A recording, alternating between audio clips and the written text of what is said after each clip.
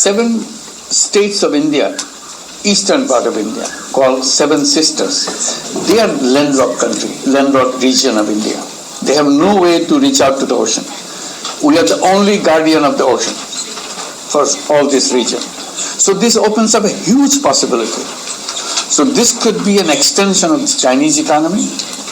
Build things, produce things, market things, bring things to China, bring it out to the whole rest of the world. That's a production house for you. So that's the opportunity we should seize and we should implement, we should get it done. Nepal has unlimited hydropower, which is a blessing. Bhutan has unlimited hydropower. That's a blessing. We can bring it to our purpose, to our setting up our factories and so on. And from Bangladesh, you can go anywhere you want because the ocean is in our backyard. So this is the opportunity that we want to take. And not necessarily it will be something you produce and sell it to the world. You can produce in Bangladesh, sell it to China too. Because it's a market which is easier, cheaper to produce it in Bangladesh, or it's easier, cheaper to produce it in China.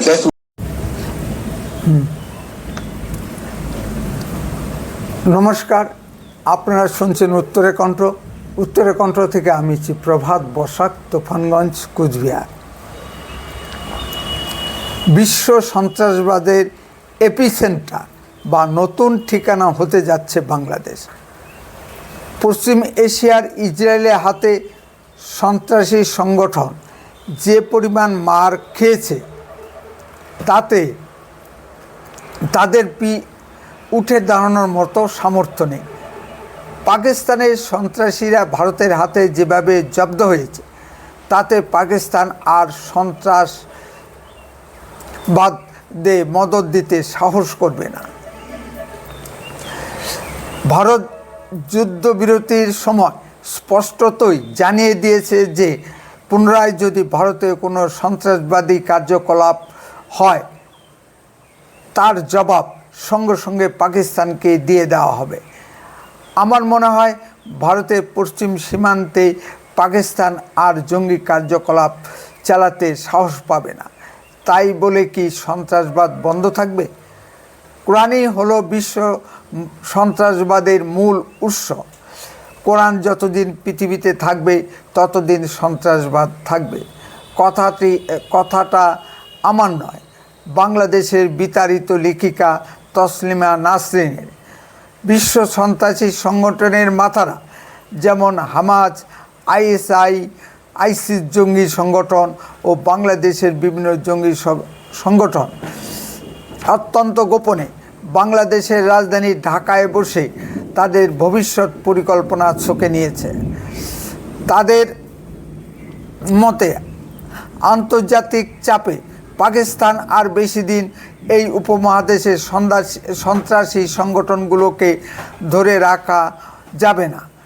Pakistan সরকারও আর বেশি দিন সন্ত্রাসীদের মদদ দিতে পারবে না। তবে তারা যাবে কোথায়? তাদের নতুন নিরাপদ ঠিকানা হতে যাচ্ছে বাংলাদেশ। বাংলাদেশ বিশ্ব রাজনীতির শক্তিধর রাষ্ট্রগুলোর মিডিয়া ক্ষেত্র বা গাজা হতে চলেছে। বর্তমান বাংলাদেশের অনির্বাচিত ইউনূস সরকার নিজে গদিতে টিকে থাকার জন্য সন্ত্রাসবাদকে মদদ দিয়ে যাচ্ছে। সুতরাং বাংলাদেশ সন্ত্রাসবাদ আবাদের উর্বর ক্ষেত্র হয়ে দাঁড়িয়েছে। বাংলাদেশের ইউনূস সরকার ও এক শ্রেণীর উন্মাদ জনগণ সন্ত্রাসবাদকে সমর্থন দিয়ে যাচ্ছে। হামাস ও আইএসআই বাংলাদেশের ঘাড়ে বন্দুক রেখে ভারতে সন্ত্রাসবাদ রপ্তানি করতে চাইছে। এর একটা বিশাল সুযোগও সৃষ্টি হয়েছে। ভারতের বাংলাদেশ সীমান্তবর্তী একটি রাজ্য পশ্চিমবঙ্গ শাসন করছে মুসলিম তোষণকারী মমতা সরকার। মমতা সরকার মুসলিমদের কোনো দোষ দেখতে পায় না। চরমপন্থী র্যাডিক্যাল মুসলিমরা মমতা সরকারের ভিতরেই আছে। মমতা ব্যানার্জির রাজত্বে পশ্চিমবঙ্গেই হচ্ছে মুসলিম জঙ্গিদের ভারতে ঢোকার সেফ করিডোর। জঙ্গি মুসলিম অনুপ্রবেশকারীরা প্রথমে পশ্চিমবঙ্গে ঢোকে সব ভারতীয় জাল পাসপোর্ট জাল পরিচয়পত্র বানিয়ে নিয়ে ভারতবর্ষের কোনায় কোনায় ছড়িয়ে পড়ে। ঘটনাটি মাননীয় স্বরাষ্ট্রমন্ত্রী অমিত শাহজি সংসদে তুলেছেন। তৃণমূলের সাংসদরা কোনো জবাব দিতে পারেনি। অলরেডি পশ্চিমবঙ্গের বিভিন্ন স্থানে জঙ্গি মুসলমানরা স্লিপার সেল তৈরি করে ফেলেছে। ওয়াকফ বিল নিয়ে সারা ভারতবর্ষে কিছু হলো না, কিন্তু পশ্চিমবঙ্গের মুর্শিদাবাদে একতরফা সাম্প্রদায়িক দাঙ্গা হয়ে গেল। মুর্শিদাবাদে পপুলার ফ্রন্ট অফ ইন্ডিয়া জঙ্গি সামরিক প্রশিক্ষণ হয়ে গেল, আর পুলিশ বা মমতা ব্যানার্জি কিছুই জানতে পারলেন না। পুলিশ বাধা দিয়েছে বলে শোনা যায়নি। অর্থাৎ মমতা ব্যানার্জি নীরব আশ্রয়ে পপুলার ফ্রন্ট অফ ইন্ডিয়ার সামরিক প্রশিক্ষণ মুর্শিদাবাদে সংগঠিত হয়েছে, একথা আমরা বলতেই পারি। কোনো সাধারণ লোকের পক্ষে বাংলাদেশে যেতে পাসপোর্ট ভিসা লাগে, কিন্তু জঙ্গিরা অবলীলাক্রমে বিভিন্ন আন্তর্জাতিক সীমান্ত অতিক্রম করে ভারত বা বাংলাদেশে যাতায়াত করছে। তাদের পাসপোর্ট ভিসার কোনো বালাই নেই। এ সংক্রান্ত খবর পশ্চিমবঙ্গ পুলিশ রাখে না বা রাখার প্রয়োজন বোধ করে না। শোনা যায় মাঝে মাঝে বাংলাদেশ থেকে মোল্লারা এসে ভারতের খারিজি মাদ্রাসাগুলোতে প্রশিক্ষণ দিয়ে যাচ্ছে। এ খবর কি পুলিশ প্রশাসনের কাছে আছে?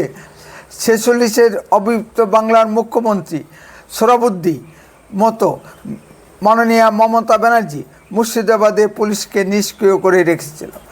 দুদিন আগেই সংবাদপত্রে দেখলাম বীরভূম থেকে 2 জন আইএসআই জঙ্গিকে ধরা হয়েছে। তারা হাতুড়ে ডাক্তারের আড়ালে ক্যাডার সংগ্রহ করে জঙ্গি প্রশিক্ষণ দিচ্ছিল। মুর্শিদাবাদ পশ্চিমবঙ্গের কোনো বিপদ দেখলেই ফুস করে বাংলাদেশে পালিয়ে যায় এই সন্ত্রাসীরা। এর জন্য মমতা ব্যানার্জি সীমান্তে কাঁটাতারের বেড়া দেওয়ার বিরোধিতা করে এবং বিএসএফকে 50 কিলোমিটার পর্যন্ত নজরদারির বিরোধিতা করে। বিএসএফকে মমতা ব্যানার্জি ধর্ষক বলে গালাগালি করে।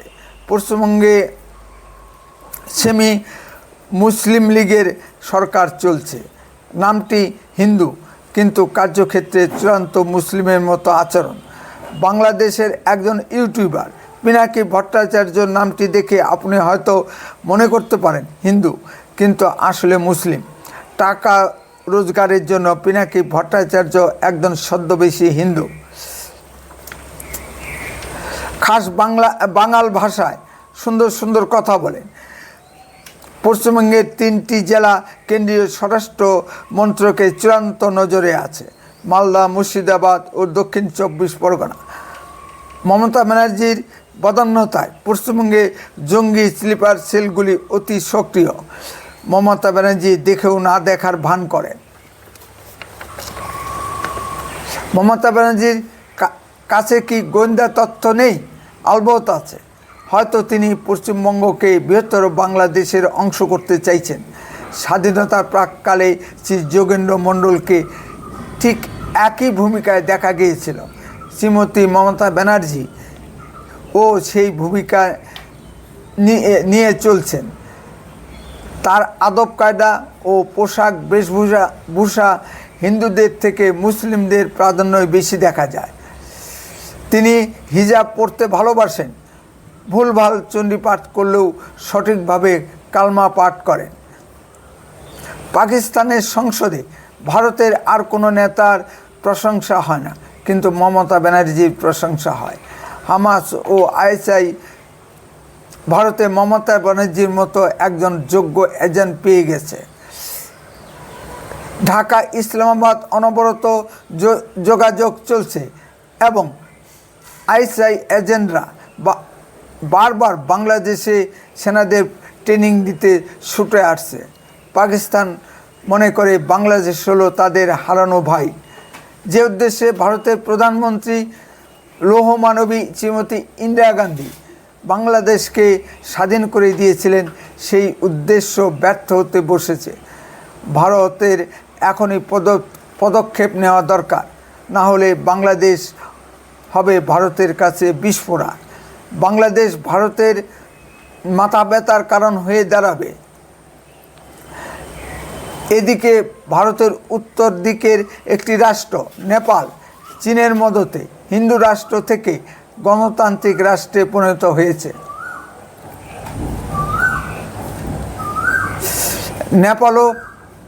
নেপালেও চীন ও পাকিস্তানের ক্রমবর্ধমান প্রভাব লক্ষ্য করা যাচ্ছে। সূত্র মারফত খবর পাওয়া যাচ্ছে যে 12 জন আইএসআইয়ের উচ্চপদস্থ অফিসার নেপালে এসে ঘাঁটি গেড়ে বসে আছে। তারা কূটনীতিকের ছদ্মবেশে নেপালস্থিত পাকিস্তান বা বাংলাদেশের দূতাবাসে বসে আছে। তারা নেপালে বসে ভারতে জঙ্গি কার্যকলাপ চালানোর ব্লুপ্রিন্ট রচনা করে চলেছে।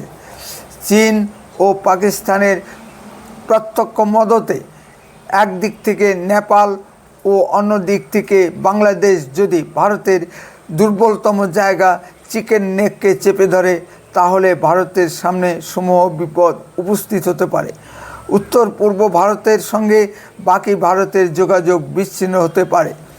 পাকিস্তানের আইএসআই ও বাংলাদেশের ইন্টেলিজেন্স মিলে সেই পরিকল্পনাই করছে, যা চীনে গিয়ে ডক্টর মোহাম্মদ ইউনূসের মুখ থেকে প্রকাশ পেয়েছে।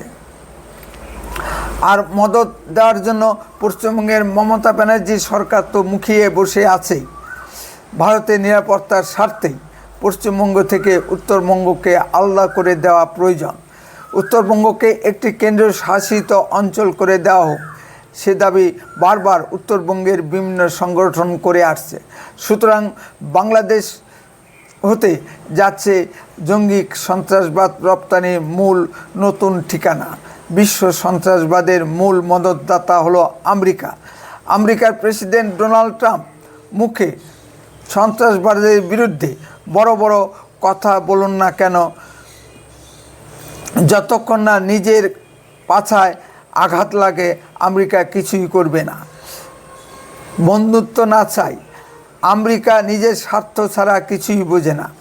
ভারত পাক যুদ্ধে এবার তা প্রমাণ হয়ে গেল। আমেরিকা সন্ত্রাসবাদ বন্ধে উদ্যোগী হতে পারবে না, কারণ তাহলে আমেরিকার অস্ত্র ব্যবসা প্রচণ্ড মার খাবে। উত্তরে কণ্ঠ সর্বদাই বাস্তব ও সত্য কথা বলে। আরও এ ধরনের ভিডিও পেতে দয়া করে এক্ষুনি চ্যানেলটিকে সাবস্ক্রাইব করুন। আপনার মূল্যবান মতামত কমেন্টে লিখুন। যদি ভিডিওটি ভালো লেগে থাকে তাহলে অন্ততপক্ষে 10 জনের মধ্যে ভিডিওটি শেয়ার করুন। উত্তরে কণ্ঠ দেশের কথা বলে, দশের কথা বলে। আপনারা চোখ রাখুন উত্তরে কণ্ঠের পর্দায়। আপনার অঞ্চলে ঘটা কোনো ঘটনার ভিডিও সরাসরি এই হোয়াটসঅ্যাপ নাম্বারে পাঠান, আমরা তা গুরুত্ব বুঝে প্রচার করব। বন্দে মাতরম, ভারত মাতা কি জয়। আজ এই পর্যন্তই। খুব শীঘ্রই ফিরে আসছি নতুন কোনো ভিডিও নিয়ে। ভালো থাকুন, সুস্থ থাকুন।